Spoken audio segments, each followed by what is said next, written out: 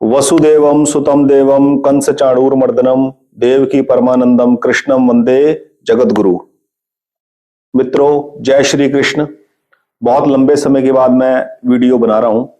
दिवाली के शुभकामनाओं का मैसेज देने के बाद अब ये मेरी वीडियो है, काफी लंबे समय के बाद।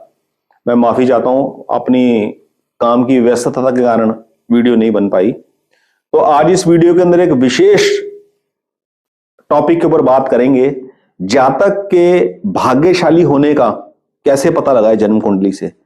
9वें भाव से, भाग्य भाव से तो देखते ही है, भाग्य भाव की मजबूती, भाग्य भाव के स्वामी की लोकेशन, भाग्य भाव के ऊपर शुभ ग्रहों की दृष्टि से तो पता लगता ही है। लेकिन आज एक ऐसे विशेष सूत्र के बारे में आपसे जिक्र करूंगा जो एस्ट्रोलॉजी की किसी किताब में आपको नहीं मिलेगा। ठीक है, जातक के भाग्यशाली होने का एक विशेष सूत्र मेन ऑब्जेक्टिव है इस वीडियो की चर्चा का। ठीक है जी, तो चलिए वीडियो शुरू करते हैं। मैंने एक जातक की कुंडली ये लगाई है। इस जातक की जो एज है इस वक्त वो नियर अबाउट 64 ईयर है, और इसके अंदर मैं जिस सूत्र का विवेचन करूंगा उसके अंदर मैं आपको ये बताऊंगा कि आदमी के भाग्यशाली होने और भाग्यशाली ना होने का क्या इंडिकेशन लेंगे। I mean, किस बात से हम अंदाजा लगाएंगे। हमारा मेन जो मेजरमेंट पॉइंट होगा वो ये होगा कि जीवन में प्रतिकूल परिस्थितियां आएंगी कि नहीं आएंगी, और भाग्यशाली हम उसको मानेंगे कि हर प्रतिकूल परिस्थिति से आदमी उभर गया, निकल गया, हार नहीं मानी उसने और मायूसी नहीं रही जीवन में। इसको हम भाग्यशाली की डेफिनेशन देंगे। और भाग्यशाली नहीं रहा, प्रतिकूल परिस्थितियां आई और प्रतिकूल परिस्थितियों से जूझते जूझते उम्र बीत गई और मन में डिससेटिस्फेक्शन रह गया, इसको हम कहेंगे आदमी भाग्यशाली नहीं रहा। तो ये जन्म कुंडली और ये सूत्र मैंने कई कुंडलियों पर लगा के देखा। कई का मतलब हजारों या बहुत 100 कुंडलियों में नहीं, मैंने करीब 14-15 कुंडलियों के ऊपर ये लगा के देखा और ये सटीक बैठता है। ये वाला जो सूत्र है सटीक बैठता है, इसलिए सोचा आज इसी के ऊपर वीडियो बना के आपके साथ शेयर किया जाए। ये कुंडली एक नियर अबाउट 64-65 ईयर ओल्ड की पर्सन की है, जिन्होंने जीवन की शुरुआत करी एक अच्छी पढ़ाई की। वो पढ़ाई करने के बाद उनको एक अच्छी पोस्ट के ऊपर सरकारी नौकरी मिली, और सरकारी नौकरी को सीरियसली न लेते हुए उन्होंने उससे त्याग पत्र दे दिया और अपना प्राइवेट सेक्टर में काम करने चले गए। और जीवन के उतार चढ़ाव को देखते हुए स्थिति संभली नहीं, और ऐसी स्थिति भी आई कि पारिवारिक मकान, पारिवारिक घर, पैतृक संपत्ति भी बिक गई। लेकिन उसके बाद 10 सालों के बाद, पैतृक संपत्ति बिकने के 10 सालों के बाद एक ऐसा दौर आया कि आदमी हर विषम परिस्थिति से उभर गया, और आज की डेट में वो बहुत ही स्टेबल और बहुत ही वेल्थी लाइफस्टाइल जीते हैं।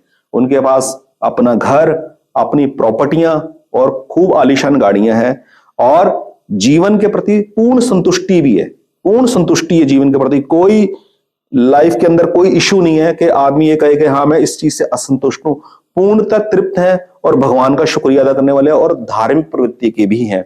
इस कुंडली का विवेचन करते हैं। देखिए, बहुत ही इंटरेस्टिंग सूत्र है।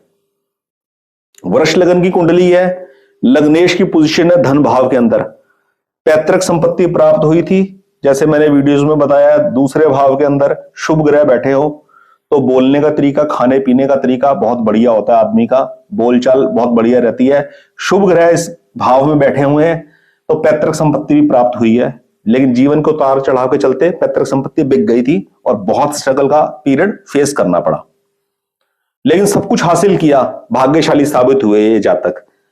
क्या है वो विशेष सूत्र? जनरली हम भाग्य अच्छा होना कहां से नापते हैं? 9वें भाव से। 9वें भाव का स्वामी कहां बैठा है, कंफर्ट है, अनकंफर्टेबल है। दूसरा, उसकी पूर्ण दृष्टि भाव पे है कि नहीं है, या शुभ ग्रहों की दृष्टि इस भाव पे है कि नहीं है, या शुभ ग्रह इसमें बैठे कि नहीं बैठे, इस चीज से भाग्य का पता चलता है। लेकिन यह विशेष सूत्र किसी किताब में आपको नहीं मिलेगा, मैं आपको बताता हूं। लगन के स्वामी है शुक्र, लग्नेश है शुक्र। दूसरा पॉइंट हम देखेंगे सुखेश का, और तीसरा पॉइंट हम देखेंगे भाग्येश का। ठीक है, लग्नेश है शुक्र। अब ये देखेंगे शुक्र जन्म कुंडली में किस नक्षत्र में बैठे हैं, और वो नक्षत्र किसका है? शुक्र की प्लेसमेंट है मृगशिरा नक्षत्र में। इस कुंडली में मृगशिरा नक्षत्र के जो स्वामी है वो है मंगल। ठीक है, मंगल शुक्र के साथ ना शत्रुता रखते हैं ना मित्रता रखते हैं, सम है। तो सही कंडीशन में है। लग्नेश जिस नक्षत्र में गए वो कंडीशन सही है। ठीक है, अब बात करते हैं सुखेश की। जीवन का सारा सुख चौथे भाव से देखा जाता है।